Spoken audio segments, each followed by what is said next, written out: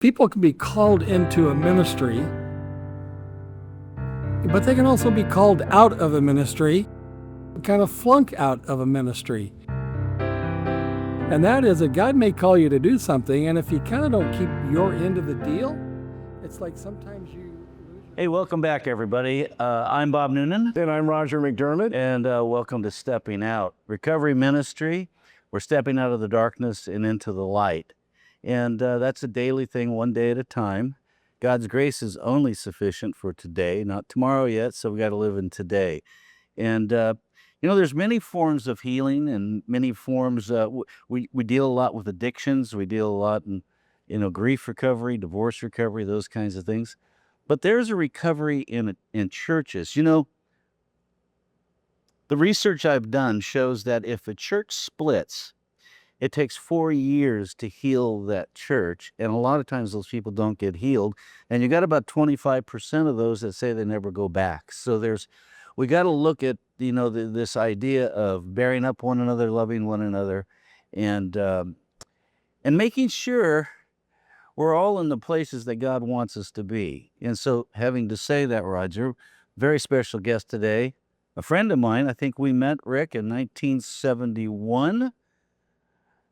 I didn't meet you at the Colorado River. We'll get into that later. But Dr. Rick Hicks, our special guest today. Glad to be here. Welcome, Rick. Rick was in a very special ministry to me in that we were led to the Lord by our mentor, Dr. Kent Hughes. And Rick, you went on to go to college. You ended up being the Dean of Men at Biola. First the Dean of Men and then the Dean of Student Life. Okay. The Dean of Men was kind of an antiquated term, okay. So we we upped that to Dean of Student Life. And this guy loves to have fun, so I can't imagine how you did that. But Rick got his doctorate degree at the Claremont Graduate University, Claremont, and you went on then to be the president of Forest Home, right? I was the associate director for the ministry side of it. Oh, yeah, I gave you a promotion. Yeah. And then you went on to become North American president for Operation Mobilization. Yeah. And your real degree is about organizational psychology and finding healthy ways for organizations to run. Now, we think of corporations, but when we think of churches and Christian ministries, I used to think, Roger, that, well, how can you fire somebody or move somebody around? Because I always hear, well, God called me to do this. And yet, Rick, one of the things you've taught me over the years is some people can have some great calling to God, for God and to do God's work, but sometimes they're in the wrong position. Yeah. Yeah, I think a lot of times people can be called into a ministry, but they can also be called out of a ministry, and they can also kind of flunk out of a ministry.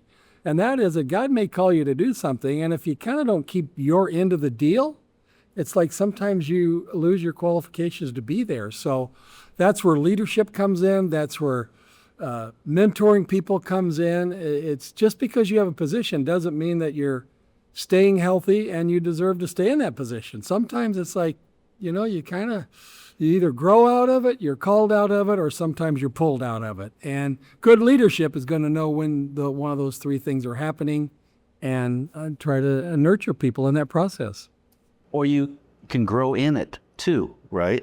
Idealistically, you would grow in it. You would start off at a role, and then you have right people building into your life. You have God, kind of building into your life, and you grow and you excel in that. And so, and there are no guarantees on any of this. There's some participation involved. So it's not automatic and it's not guaranteed. So it's for someone to be healthy, they have to actually be lifelong learners. They have to stay at it, and they have to be humble. They have to be able to take criticism. They have to fail. The biggest learning that we get is when we fail. Now, we learn from our successes, and that's nice, but we really learn from our failures. And so to work in an environment where we're free to fail is going to help us to be free to grow if we have the right elements. Rick, where does the conflict come in churches and their or Christian organizations? Where do you usually find the major conflict? Well, conflict can come from a number of areas. And as leaders, we're bombarded from family, from finances, from lack of resources. There's all kinds of things. But assuming that everything is pretty stable, I think a lot of conflict comes from kind of mission drift.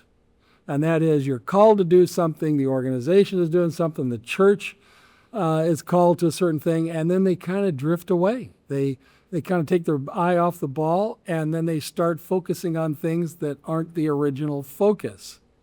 Now, having said that, sometimes our focus can change, and as long as that's intentional and you're attempting to do that, that's okay to have your focus change. But when the focus doesn't change and you drift away, that's when conflict can come up. And if you're in an organization and you have a board, if the board's not engaged in a proper way, they don't see the mission drift and they're not doing their responsible part. So a lot of different ways we can kind of fail, but really drifting away, I think, is the biggest thing that I see on an ongoing basis. Now, what's the leadership structure? Because you said you have about 3,200 people involved in Operation Mobilization. Well, we did a decade ago. Oh, okay. We have about 6,000. Well, that was the interview I was listening to today. Well, and that was. Right now in Operation Mobilization, we have about 6,000 people around the world. Oh my gosh. We work in about 140 countries, and we have 2 ocean-going vessels, ships that Well, go used to from be called port to port. Logos 1, Logos 2. Are they? It was that, and now we're on Lagos Hope and Doulos Hope. So we're like 6 ships down the road because they wear out, and sometimes. And the purpose of those ships, you stop in ports and do what?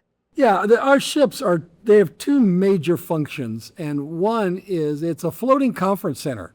So our ship will come into a port, and if you live in that port, and we try to get to port, and we go all over the world, but we try to get to ports that really don't have as much access to the gospel. So when we come in, it's a big deal. It's like people can come on board, and we do conferences. So it's a floating conference center.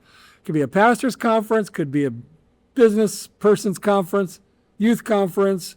We have an amphitheater in one of the ships, and we'll do like the Lion, the Witch, and the Wardrobe, and people can come on board. Wow. When they come on the board, there's a tour they go through, and it's an awesome tour, and it's designed by really godly, smart, kind of analytical people, where this tour ends up in this process where you actually go through the gospel presentation on the tour.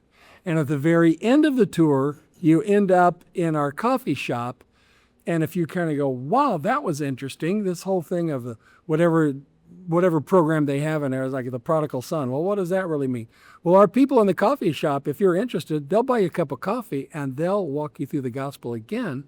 And if you're a Christian and you don't have questions, that right next to the coffee shop is this bookstore. That's the second function of OM ships, is a bookstore, and we get 1 million people a year visit our ship. Wow. I mean, it is massive. I've seen a video where we were somewhere in Central America, and they have a waiting line, and I mean, they got one of these fast animated cameras where the guy's kind of going down like on a golf cart, and I mean, it went for a couple of miles. This is the waiting line to get on, to go through the presentation to hear the gospel. How do you determine the ports that you take the ship to? Well, they have a whole strategy, and they have guys that we know a year ahead of time roughly where we're going, and it's very strategic on what ports. One ship, there's certain ports they won't fit in because it's so big. One of our ships, 500 people can live on it. Yeah. So it's a big ship. The other one, I think, is about 200. You do medical staff too? No, that's Mercy ships. Okay. And they're awesome, and they focus on medical. We focus on. Are they connected with you guys? No, and other than fellowship. Okay.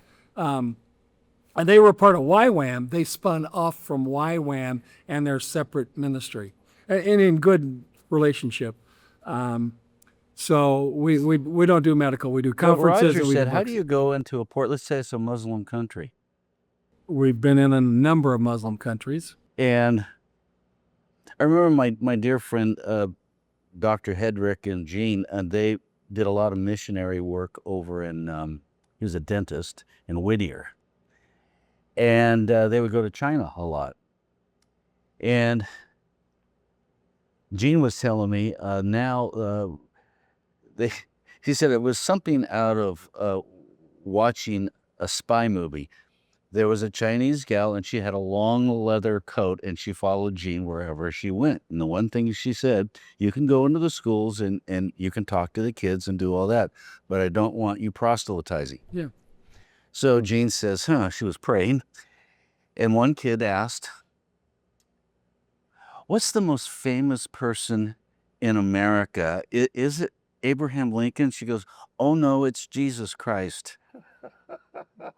And then the lady ran out of the room, freaked out, but there are ways to get around that. Well, she couldn't tell the scripture, but that little girl in that class heard about Jesus. But, wow. Because I think Logos 1, I was down in Long Beach, and I met you down there one time, and these ships are bigger than that one? That actually was the DOULO that was in Long Beach.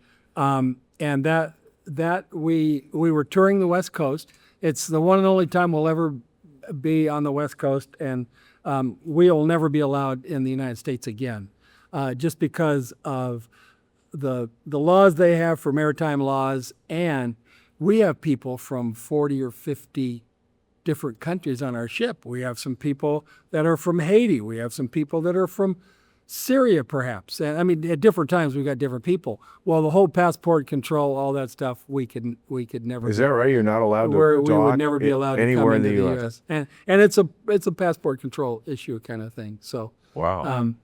and yeah, so but they let us. That was before 9/11, and the rules were a little more lax. But we've given up any hope of ever having our ship in the U.S. Even if they stay on the ship and don't. No, that disembark. doesn't. Okay. That doesn't count. So, Rick, how does somebody, if they're thinking of a mission or they feel called to this, how do they get involved with OM? Well, there are a number of ways to do it, but ultimately there's OM USA. So we said we work in 140 countries. The U.S. is one of the countries. Now, I was the president of OM USA, and it's arguably the largest of the countries that, in terms of financial support and number of people being sent. But we have an office. That office is in the Atlanta area, and you can get on the internet, go to omusa.org, and you can find OM, and there's a whole interview process. There's a way if you want to do short term, if you think you're going to be in a longer term involvement. It's different categories, and that whole process there, you go through interviews, you raise your support. If people are thinking, oh man, I'd like to go live on the ship, I got to raise my support. A lot of people turn around right there. And they have a 2-year program for the ship ministry, but that's just one ministry of the other 140 ministries that we have. So, and you may have an interest in a certain part of the world. You may have an ethnic background that you want to minister to. So all of that's done in the interview process, and it's pretty manageable. So people can sign up for a year, 2 or 3 or something like that? Short term, some areas at 1 year, and then a 2-year program or more. 140 ministries. Yeah, and it's 140 country, and so each country is a separate ministry. But now within a country, we might have 2 or 3 different ministries. Wow. So we really have more than 140 ministries, and then we have a ministry called Catalytic Ministries, and that's a ministry that would go not just to a country, but like we have artists. So if you're a Christian artist and you want to use your art, you could join Catalytic Ministry, and you might go to France, or you might go to Belgium, or you might go to Brazil. So that's a ministry that goes in any of these countries. For soccer players, we do soccer ministry. Probably the most evangelistic thing that we do in OM around the world is what we do with soccer, which of course around the world would be football. And so that's a catalytic ministry. So that's not just designated to one country. Right. And we have a number of things where we do that. We have a relief and development agency within OM. We have a couple of relief and development agencies that are part of OM. So if you're interested in wanting to help people with humanitarian needs, we have huge ministry in that area and looking for people to serve all over the world. Rick, Roger and I did a couple shows on the difficulty pastors and their wives have. Like 70% said they struggle with depression. It's caused marital conflict.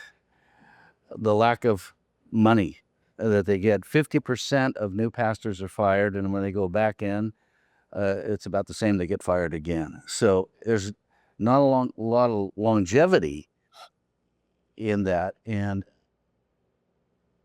I know structurally, developmentally, and organizationally, this is what you go in. I was watching an interview, Roger, with him today, and he says, he was talking about how he fly. You still fly over 300,000 miles a year? Well, I have 3 million miles with Delta, and maybe about between 100 and 200,000 miles a year. You used to fly 3.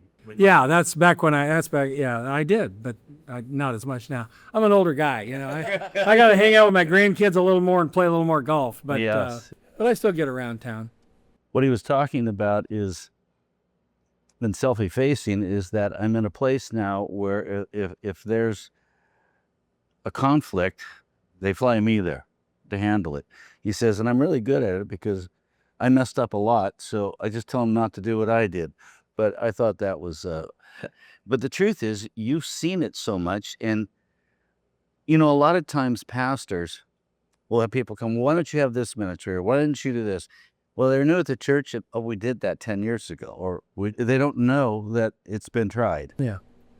And so I guess what I'm asking you, when you look organizationally, and you have a top-down structure, and I know that if it's run like a church, there are people overseeing it, and there's probably a lot of support system.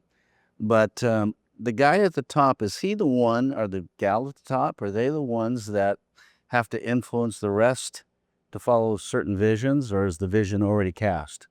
Now, you asked them specifically for a church or for a Both. Christian organization? Well, your organization particularly, because sometimes they're isolated and they're working with a few people, Yeah. you know, and it's not like they're here and they can go to a therapist or they can go to a pastor or something. Sometimes they're isolated, but is it, see, like in most churches, it's the pastor that casts the vision, you know, and the elder board kind of okays it.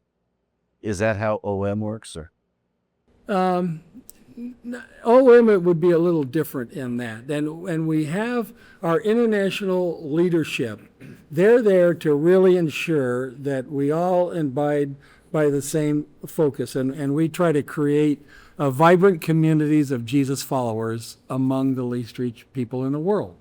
So that's the big umbrella. If I say that one more time. Okay. We want to create vibrant communities of Jesus followers among the least reached. So that's the umbrella that all of OM, if you're in OM, you have to be able to point to what are you doing to help create these vibrant communities of Jesus followers. Now, how you do that in the UK would be radically different than how we do it in China. And how you do that in catalytic ministries may be different than how we do it on the ships. But we all have to have that same target. So we've got that part of the vision down. And that's a bit of our mission statement.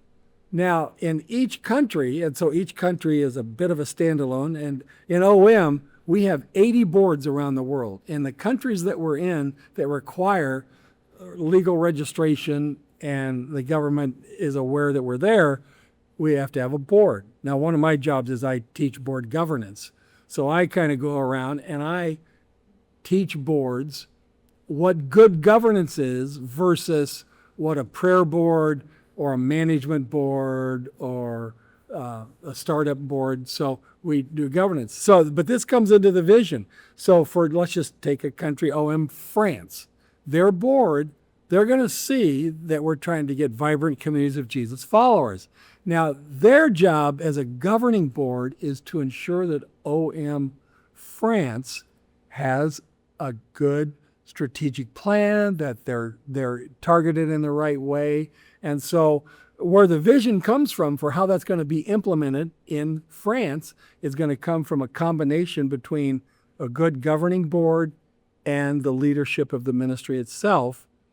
And the most important thing in success in a scenario like this is for the board to know what their role is and for the staff to know their role and to operate appropriately within those two.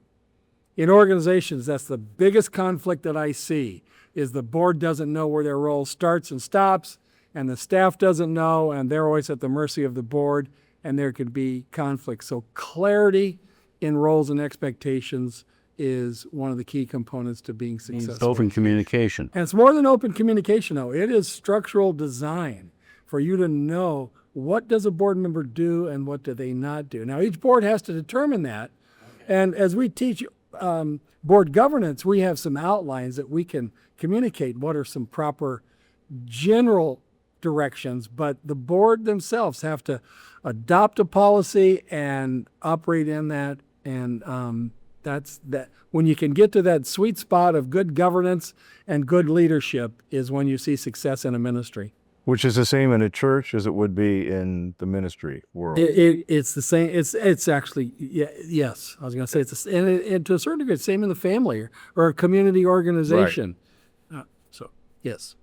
There's no conflict in the church. There's no conflict in missions. Now, the church has an extra component in this because when we talk about a governing board, that's governance. A board of elders isn't necessarily a governing board. Now, in the scriptures, it's outlined what elders are, what the characteristics are, how they operate.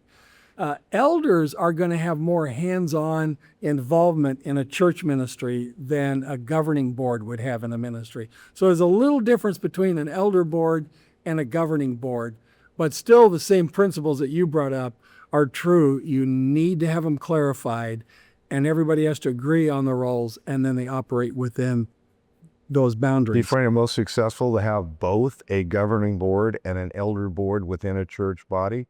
I wouldn't, not necessarily. I think you want your elders, and you're going to have spiritual leadership and spiritual participation and working out of ministry. So if you're an elder, you might be an elder over the youth. And so you might actually go on some of their retreats with them. You might spend time in their Sunday school class, and you know what's going on, and you're overseeing and you're participating. So that would be elders. Now, on the management side, and some churches break it down, and the whole church governance gets, there's a lot of choices there. But some churches then would have deacons that would maybe carry out some more of those ministerial or those organizational functions. Yeah. I've seen churches have a financial board and a board of elders. Yeah.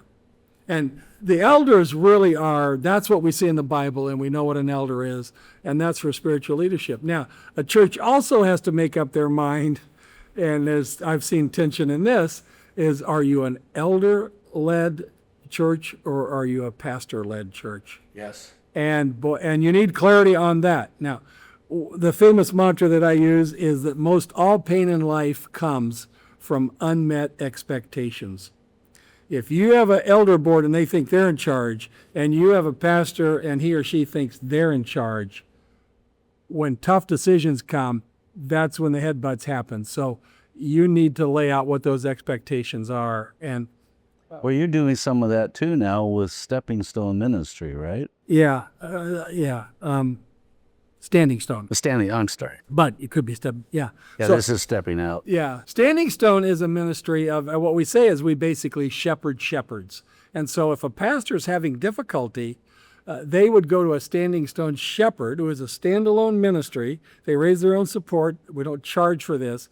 But if you're in the ministry and you're having a struggle, well, sometimes you can't go to your elders because maybe your struggle is with the elders. Or if the elders knew what you were really dealing with, maybe they'd fire you. So If you're struggling, we have our shepherds that'll come alongside of you and help you walk through that process. Now, the other half of what we do at Standing Stone is that we come alongside of pastors and help them into healthy growth relationships within their church. So before there's a problem, we help teach them principles that'll maybe keep them from getting into some of the difficulties. And we also have a retreat side of it as well, where if a couple is struggling, one of our couples will take you on a week-long retreat and just 2-on-2 really sort out things and help you work through things. And we've been going for over 25 years, and we're really growing. We're seeing, because of what you opened up with in churches, I mean, we see some of these statistics that maybe 70% of people in the ministry say if they could find a safe way out, they would leave the ministry, and they don't know what to do. And so there's a lot of angst and a lot of conflict. But we also see that with some healthy discipleship and guidance, some of these people that are struggling can actually grow in their faith even more, grow in their church responsibilities. And to be in Standing Stone, you have to be in the ministry for over 15 years. So you have to been around. And actually, the way you introduced me is the more you fail, the more you actually can help these people, because it's like, I've had that happen to me. And so failure, we never want to just openly go out and say, I'm going to fail just because I'm a loser. But when failure happens, if we learn from that failure and we build on it, it really can be the building stone for successful and healthy ministry. Yeah, we see a lot of churches where we got a young pastor, he may be struggling, and you and I have talked before the show. Sometimes the wealthiest, I know in a lot of churches, they pick the most successful guy to be on the elder board. And as you and I know, they made their success by being an entrepreneur. And that doesn't always make the best board member, does it, Rick? And I'll be very general in this. Many times entrepreneurs don't make great board members because a board is a group of people that come together to develop a common direction. And entrepreneurs, by the very nature of their success, they have an idea and they just kind of hustle, they make it happen. And if somebody doesn't like it, it's like, well, either pick up the pace or get out. And I mean, they can move forward and they could be successful, but it's generally not by group involvement and process and deciding and compromise and all those things that it takes to run groups with diverse perspectives. And an entrepreneur can just say, I'm cutting through it all, I'm getting it done. Right. Sometimes in a board process, that's not the most helpful characteristic. Rick, you have when you kind of step back a little bit from OM and you move from Atlanta back to here, you got involved with a company down in Laguna Beach. They asked you to come in and help kind of reorganize it. Yeah, well, my last few years as the president of OM, I had just some great staff around me, and they ran OM USA. And because of my doctorate's in developmental and organizational psychology, and that's really how you grow and develop over time and how you apply that at work. Well, in OM, we have some godly men and women, and we have some people that can live sacrificially. They're evangelists, they're disciplers, they're preachers, of which I'm none of the above. But I kind of think organizationally. So we got these great people that can minister, but they don't have a lot of knowledge on organizational structure. And just by saying that, it doesn't have to be complicated. It doesn't have to be overwhelming. It can be very, very simple. And so I spent my last several years going around to Afghanistan, Syria, Belgium, different countries, and I would spend time with our leaders, and I would just kind of ask them three things. And I'd go spend 3 days with them. I'd say, tell me what you're expected to get done. Tell me what you actually get done, and then tell me the staff that you have to get it done with. And with those three questions, I can figure out, and this isn't rocket science. I'm no genius. I don't have any superpower here. This is just, with those three questions answered, I can simply tell a group how to organize themselves and how to kind of get their goals focused and accomplish more. Well, I have some friends that they were my supporters, and they were in Laguna Beach, and they heard that I'd done this stuff, and they kind of said, after the 2008 financial collapse, we're starting to make money now, and we're really kind of turning the corner, and we are making money. We got some genius level investors, so kind of like in OM, we had some genius level ministry people, but we don't think of management, we don't think of structure, we don't think about the culture of our office. And they go, if you can do it in Afghanistan, can you do it in Laguna Beach? And the answer is yeah. So anyway, they asked me to come in, and I consulted with them for a couple of times, and I gave them some direction. And after meeting with them for 3 days, what they needed to do was simple. I mean, most of the people watching this podcast could probably have come up with the same thoughts that I came up with. But anyway, I gave them to them, and they did it. And when I met with them, they restructured. I mean, the one thing is you want to have a cohesive leadership team. That's your first thing. Then you really want to be clear in what you're about, and then you want to reinforce and live by that clarity. So that's what I brought to them. But when you did something, there were two guys that had equal power. Two main owners, yes. And then you said one has to step back and the other has to be the vision guy. This guy, the other guy might have been more detail. I don't know, but of the two owners, one guy was an extreme so they had equal investment in the company and equal power. One guy was an extreme extrovert, and he walks in and he takes the room. Kind of big guy, confident, understands the business, and people just following. The other guy was the more analytical, the more introverted, and he's kind of evaluating everything, and he's dealing with these things and wouldn't speak up so much because the extrovert would just verbally running him into the ground. And we all know how that works, maybe in our families and where we work. And so when I came in, I said, you got two guys leading this thing. They loved each other. They would take a bullet for each other, but they weren't a cohesive leadership team. Wow. The extrovert ruled the day. And 90% of the time, he was right. But that 10% of the time was killing him, that he wasn't right. And the other guy really didn't have a chance to speak in, and even acknowledged that he gave up even trying to speak into the process. So I came in, and I mean, that's just obvious when you see that going on. And I said, you need a couple more guys on your leadership team. And I'd done a personality inventory with everybody on the team. And I said, here's two guys that I think, now you're going to have a 4-person leadership team. And they added these other two guys. And now they've got not just one guy speaking up against the extrovert, but we got 3 guys giving objective feedback. And they did that, and it's interesting that the guy that was the introvert, who actually owned the company originally anyway, and allowed the extrovert to kind of come in, after we put the 4 guys in and they operated, he said, for the first time in years, I feel like I can speak up because I'm going to have more people listening. Those guys had about $1 billion under management when I started, which is not a lot of money for an investment firm, by the way. Within about 4 or 5 years, they got to $110 billion. Billion, yeah. Billion with a B. Billion.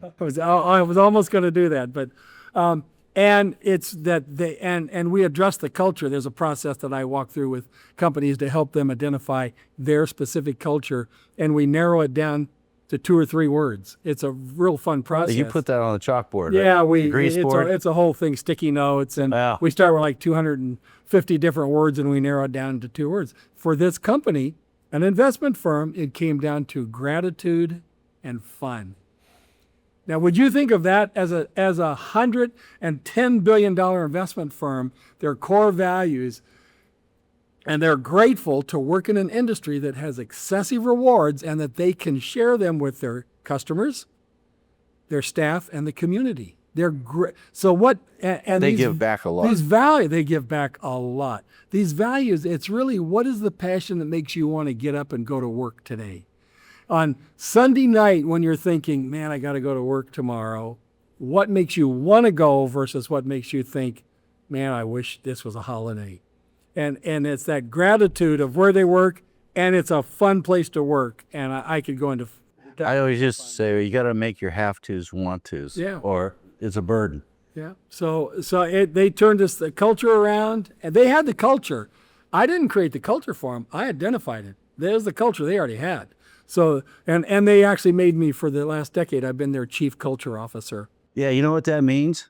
They wear rainbow sandals into the office. Now, they used to wear 3-piece suits and all that. They wear Hawaiian shirts, shorts, and sandals. So I got to ask you this. So when you have a heavy hitter coming in from a union that wants to invest the money into this place, and he's wearing a three-piece suit, and he walks through the door, and he sees you guys, what happens? The first thing he does, he takes his tie off and he takes his coat off, and then we give him a pair of our flip-flops with our logo on them. And then he takes his shoes off and he's wearing flip-flops. And then the second time he comes, he'll dress different. That is culture. That is culture. And it's interesting, as the chief culture officers, these guys would come, and we had a guy that was the head of a big financial investment firm in Chicago, and he said, I want my culture, I want to identify the culture that you guys have identified. Now, it may be different, but I want to go through this, and we want a culture like you guys. And so the firm sent me back out to this company who's our client, and I put them through a 2-day workshop, and they came up with their 2 passion words, and they came up with their cohesive leadership team and their clarity and stuff.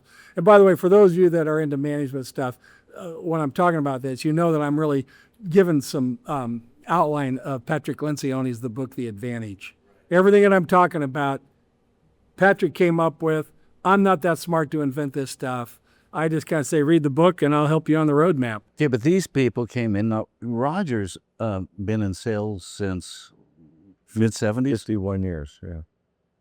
He went to USC too, but Well, they can't all be perfect.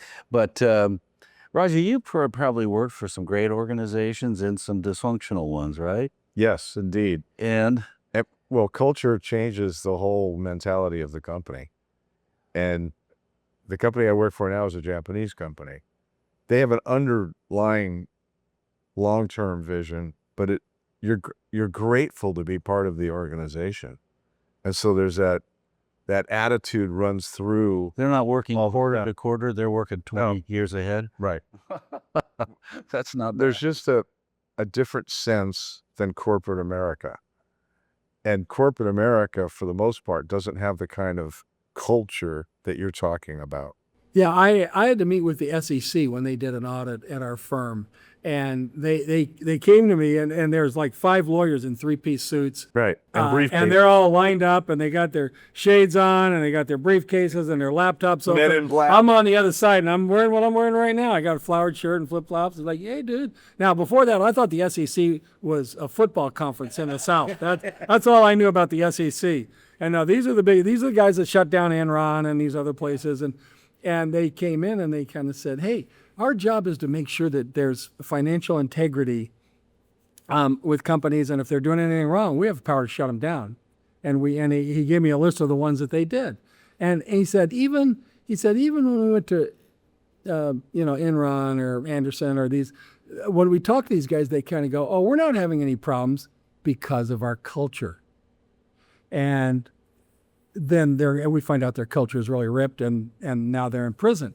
And they go, and here you are, you're the chief culture officer. You're the only chief culture officer we've ever met.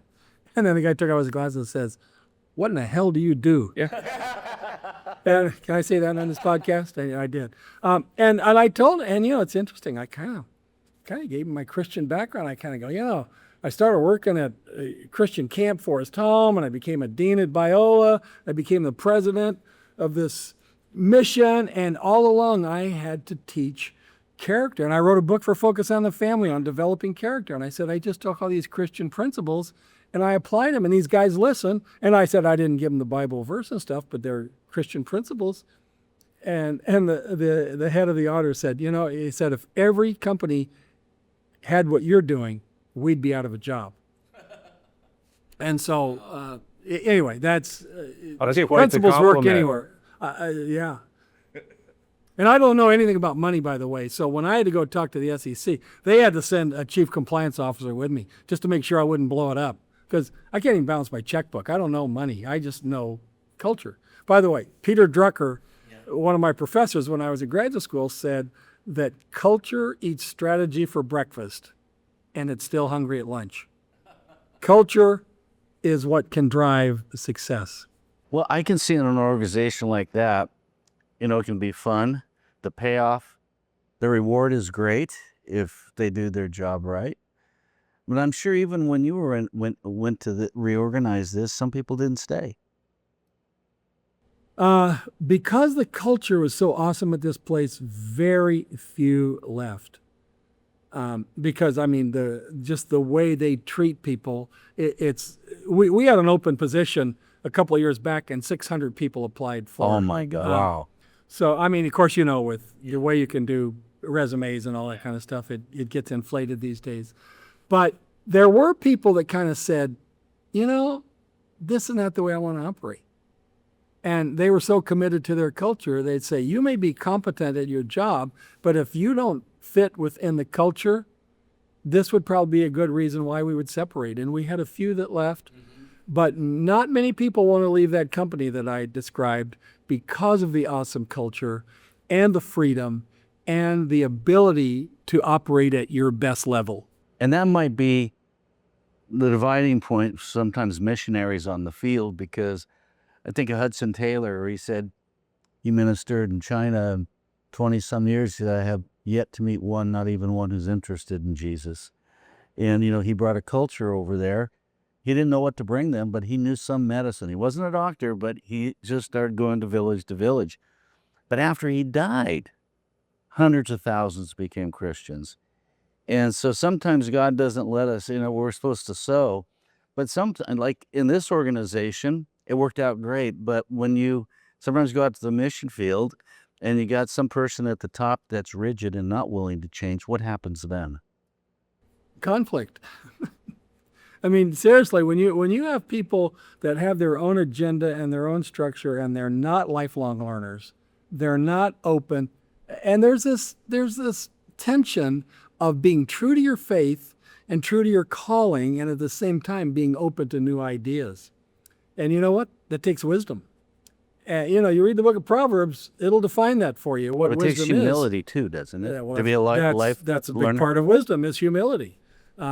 So it's when people get a little too full of themselves, and it happens more times than not, you lose that flexibility, and I think sometimes you even lose the ability to hear God speaking into your life. And so you have to be on your toes. You have to be learners. You have to exercise wisdom and discretion, I think, and discernment. And those are things that you actually can build into your life. I can think of Paul. He had a lot of ideas, but 2 Corinthians, he said, I told you I was coming, but Satan thwarted me and God didn't permit it, kind of thing. The mind of man plans his ways, but the Lord directs his steps. And we should plan our way. God gave us a brain. We should use that. But there are a slew of verses that basically say, God, if we're listening to God, he's controlling our life. How can we even understand what God's doing in our life? And it's by being faithful and by listening. Rick, I don't know how you do this, because, it's kind of like every day, he's like you, he wakes up, he's happy, he's at the playground every day. I just see you as like the director of the playground, no matter where you are. And I do have a bachelor of science degree in recreation. That was my first degree. I had an upper division course called Introduction to Parties. Upper division in college. Night scuba diving, stuff like that. So I can play. Well, I know you can, but it's an attitude of enjoying what you're doing and can't wait to get back doing it. Like, I call you frequently and, hey, you going to be around next week? I'll be, in Germany, and then I'm going down to North Africa. I mean, you're all over the place. Yeah, This is the only guy I know that loves flying because he can sleep on a plane. Every time I get on a plane, I count it as a personal vacation. I can eat, drink, read, watch, whatever I want. Whatever's on the plane, but it's like my time, and it's like I just took a 16-hour flight to Hong Kong. It's like I was in hog heaven. This is my time. This is great. Now, the fact that I actually got food poisoning and passed out was another problem, but I look forward to every time I crawl on a plane. I just think it's like you can either be bummed or you can say, I'm going to enjoy this, and I put things on my iPad, or I bring books, or I do whatever I want to do. I remember this one young man went to Carnegie, and Carnegie wouldn't meet with him. But the young man said, if you meet with me, I'll double your business. Well, Carnegie was, wealthiest man in the world at the time. He gave the kid, he says, I'll give you 2 minutes. And all he said to him was, start every day with your number 1 task. Don't go to number 2 until you get number 1 done. When you get number 2, don't go to number 3. And that was it. And if 3 doesn't get done, start with that tomorrow. Not a big fan of multitasking, apparently. But and different people have different abilities in how they work, and some multitask and some have to stay focused. And I think the most important thing is to find out who you are and how you operate and how can you get things done right. And there are no moral laws to these kinds of things. No. These are like, you got to know yourself. You got to keep learning. You got to keep opening up. And I'm almost 75, and I'm like starting this whole new adventure of just studying the Civil War. I'm reading books and I'm visiting places, and it's like, and it's a study in conflict is what it is. It's a study in conflict. It's like there's an issue. How do you come together? How do you resolve it? How do you not resolve it? And I'm learning tons. And just like, why would you ever study the Civil War? Well, you're not only organizationally, you're spiritually want to organize people to have a better walk with Christ. And your book you did with John Trent on Psalms, what's it called again? Seeking Solid Ground. Yes, great book. Great book. You and John Trent did that. And your latest book, now you've done one with your wife, but your latest book this is about when you retire. It's called Launch Your Encore, Finding Adventure and Purpose Later in Life. So I wrote a book on retirement, and then I had 2 full-time jobs, so I kind of screwed that up. But the whole idea, what we wanted to call the book was Retirement's a 4-letter word. But our Christian publisher didn't think that'd be a good title. And it's really not about retiring. It's what do you do when the main thing is over? And, if you retire at 65, you may have 10, 20, 30 years of productive life left. And so it's interesting. We'll go to college and we'll study for 4, 6, 8 years for 30 plus years of vocation. We'll have 30 years of retirement, and we do almost nothing to prepare for it. And so you don't want to just, and they say basically, if you just retire and you play golf and go to the beach, that's great for about a month. And then you got to have meaning and purpose. If you're not contributing to society in one way or another, you're losing meaning and purpose. So this book is a guide on looking at the kinds of things you could do. Once you stop the main thing, there are other things that you can do that can be, I met with a guy this morning who just retired after 30 years in the pastorate. He may be in his most successful period of his ministry since he has retired, because he can pick and choose the ministry he wants to do. He's doing a ton of it. So you change the definition of the main thing. Yeah. I love that. Roger and I'm older than Roger by A week. 5 days. Okay. And he reminds me of that every year. Yeah, I can tell. And Thank you, Rick. you know what? You know me, I was going to move to Arrowhead and retire, and I realized I can only go out in the boat so much, hike so much, fish so much, watch so much Fox News, and I am bored. And I got to get down here. So I come down every other week, work 2 days, and I can't wait to get back. And then I'll do some phone sessions up there. But I realized, Rick, and even in talking to you, that I've worked for 45 years doing the same thing. And I also had church ministry, as Roger does. And, I did the radio show. But I'm so ADHD that I've got to have like 4 things that I could go. I go from counseling, then I got to do this, and then we run a group tonight. And so I like that variety. And I know you do too. You like to go speak at places and do other things. I do. So, well, I want to thank you. So what we're going to do, my friend Dr. Rick Hicks, is we're going to put everything on there. People want to contact Operation Mobilization. If they want to donate to Operation Mobilization, if they want information, that'll all be on there for you. And the books that Rick has written will also be on you and how you can acquire those books. So, Roger, anything you want to close with? It's a pleasure meeting Rick. I so relate to everything you say, particularly about culture. I've been with the company I'm with currently for 26 years, and it's because I love the culture. And I don't plan on retiring, and I'm only a couple of years younger than you. So it's good to know, Bob, that he's older than both of us. Yes. Just So I've earned my stripes. You know, I want to close with this real quick, though, because I was Googling some things, and one of the top Google things about churches is now identifying churches that abuse. I'm going, oh my gosh, are there that many? And so that's about culture, isn't it, Rick? It's about setting up and really having a heart that for service.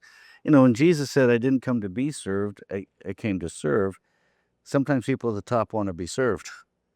And they have to be servants. And so That's true. So if there are any people in ministry and you're struggling, let me encourage you to go to the Standing Stone website. And again, we'll put that on there. And they got people that no cost you will come and just sit down and say, how can I help? And it's shepherding shepherds. Well, burnout's a big one in ministry. And, you know, I talked to you about this the other day, but there's a majority of pastors' wives that struggle with depression, but don't trust anyone in the church to talk to. Isn't that a sad comment? That's sad. That is sad. I mean, so, well, for Bob Noonan And Roger McDermott. we want to thank Dr. Rick Hicks for being with us today, and please look up those books and contact Operation Mobilization. God bless you. See you next time. Don't grind gears no more. You don't need another score. Don't try to run away. It's the dawn.